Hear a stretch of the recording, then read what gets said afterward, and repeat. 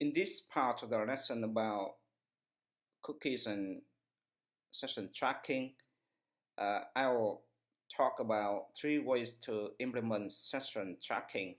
And in previous part, we already learned about the concept of session tracking, and you remember that a session is a limited time of communication between two systems or two parts, and the purpose of session tracking is to provide personality and to remember the past activities of a user. So now let's move on to the 3 ways to implement session tracking. In general, there are 3 ways to implement session tracking, and those are URL rewriting, hidden form fields, and cookie. URL rewriting is to change the hyperlinks embedded in a web page to include the additional session ID, like this one. So when a user clicks on a link, the request would include the session ID as part of the URL. And you can see here the original URL is here, and after changing the URL or after rewriting the URL, the new URL is here, and so that whenever the user click on this link, then the session ID will be sent to the server as a part of the request. URL rewriting is pretty hard to implement, as you have to dynamically change the hyperlinks in a web page. The hidden form fields approach is basically to use a hidden form field to include additional parameter, as you've seen here.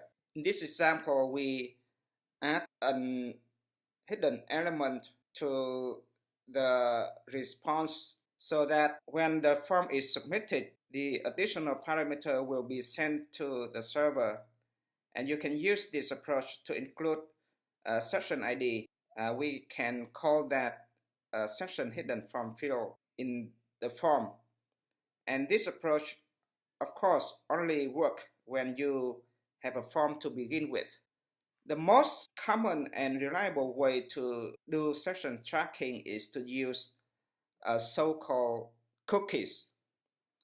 A cookie is a small piece of data that's sent between the server and the browser. The server can send the cookie to the browser using a response header set cookie, and the browser will automatically include the cookie in all future requests to server as a request header.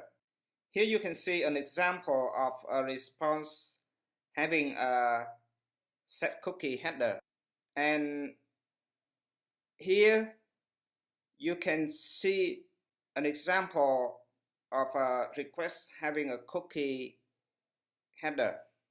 Here, cookie header. A cookie has a number of attributes, for example, name, host domain, max age, comment, and etc. You can see here is the way to see the real cookie when you use Google Chrome. If you want to see cookie in Google Chrome, you just go to setting and advanced content setting, cookies, and then you can see the cookie in your browser.